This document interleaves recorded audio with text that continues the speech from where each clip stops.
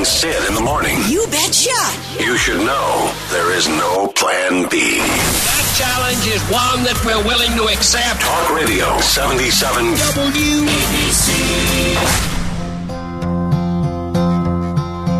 Yesterday. So I'm in London last week and I'm watching All my troubles a lot of local TV. You know. American shows, of course, because I'm the ugly American. Law and Order. But the commercials for this movie yesterday, as you listen to Paul McCartney and the Beatles sing yesterday, was overwhelming. Almost every commercial, even in the train stations, the tubes, the underground. True. Yes.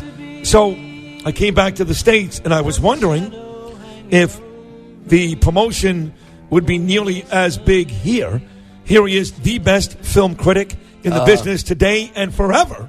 Our good friend Neil Rosen. Good morning, Neil. Good morning. Good morning, Sid. Good morning, Bernie. Hello, Neil. How you doing? It's funny. I saw this movie, the world premiere of this movie, actually, at the Tribeca Film Festival. What movie are we talking about? We're talking about yesterday, and I'm going to tell you about the premise of the movie in a second. But, I saw this movie in the middle of April. So that's 2.5 months ago, and they started running commercials for this thing. You're talking about seeing commercials every 2 minutes in London. Yeah. They started running commercials for this thing for the last 2.5 months. I have never seen even something like Star Wars. I've never seen a movie this heavily promoted. I mean, and I'm talking about the United States. I have not been in London in the last few months. Right. But the promotion is off the charts.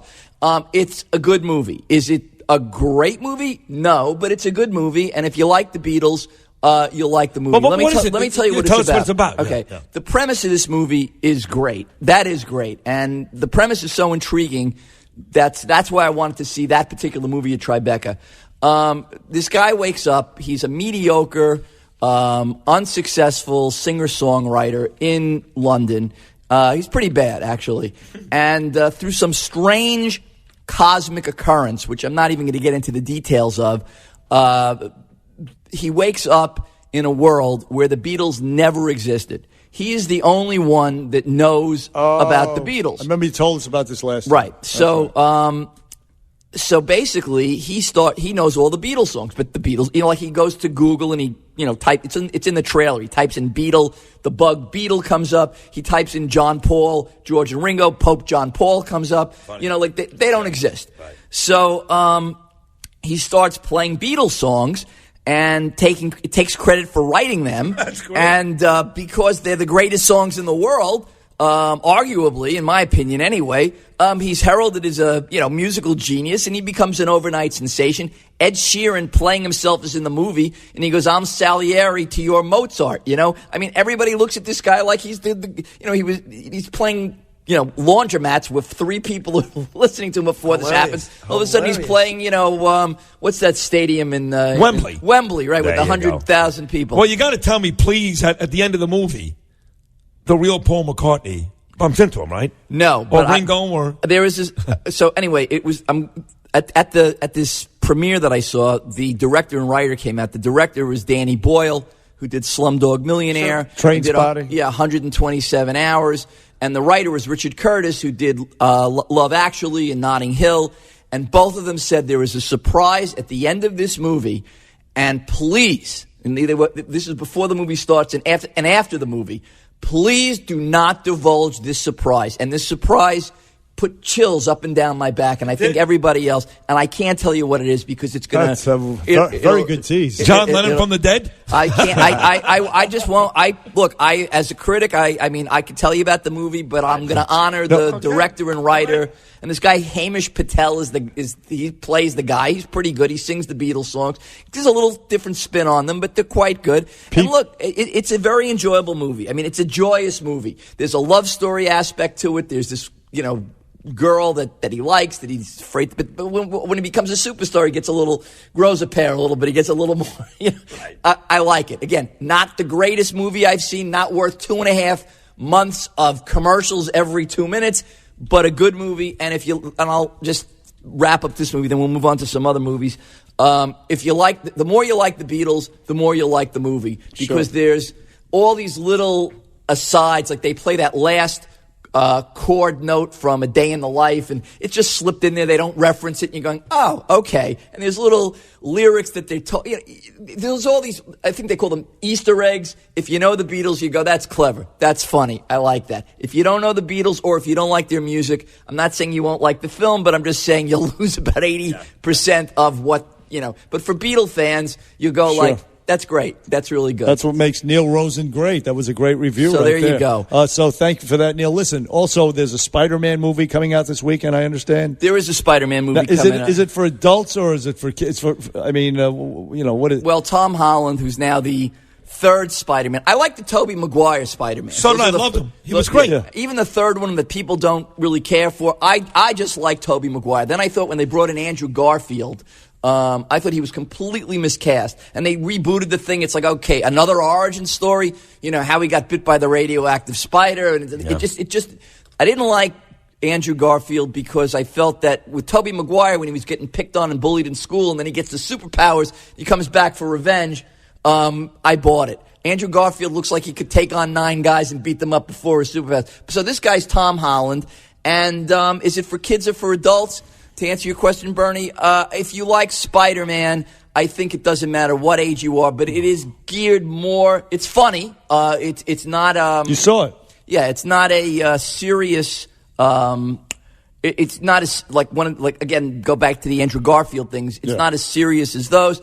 It's played a lot for humor, more along the lines of like if you ever saw Ant-Man, the first one with Paul Rudd. There's like humor in there. But I think you're making these. How many of these Marvel movies are you going to make? There's got 34 of these. But you bring up the Spider-Man thing. See, I love Tobey Maguire too. I saw Garfield. I thought it was fine. Holland's okay, but I love Tobey Maguire. Well, me too. So like for Batman, for example, like I thought Michael Keaton was terrific. I did, and I like Christian Bale and everything. But I started to find myself worrying about who was playing the role.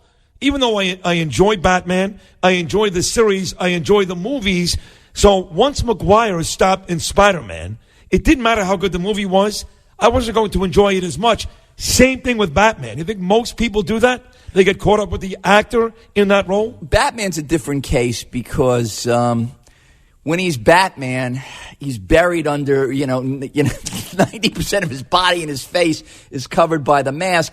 I mean, you're really seeing Batman when he's Bruce Wayne. You're really seeing Michael Keaton. You're really getting to see Michael Keaton as Bruce Wayne. Right. And you didn't see mannerisms that were different between Michael Keaton's Batman and Christian Bale? Yeah, well, people seem to look. I like the Michael Keaton Batman. I like those movies with Tim Burton. Robert Wuhl is a friend of mine. I liked him in those early Batman films. The Christian Bale Batmans, they're a little darker. They're not as funny. Do you know that originally they were going to make Batman? I read this recently. As I said, Robert Wuhl is a friend of mine. Originally, the studio didn't want to make Batman. They wanted to make Batman like the television series with Adam West.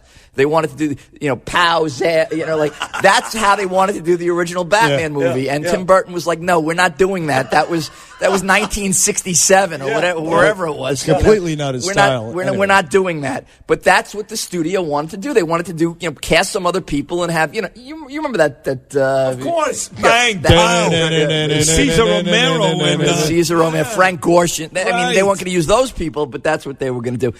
I'll talk to you briefly. I was going to talk to you, actually, was going to get back to the Beatles for a second. What do you think is the best Beatles movie? Because this is a pretty easy question. The best, A Hard Day's Night? Yeah, no question about it. No question about it. Absolutely. And then there's Beatle movies about the Beatles. Did you ever see a movie called Nowhere Boy? Really good movie. No, streaming. What about Beetlejuice? Yeah. And there's also a movie called Two of Us, which is interesting. It was made for VH1. You could get that probably streaming somewhere.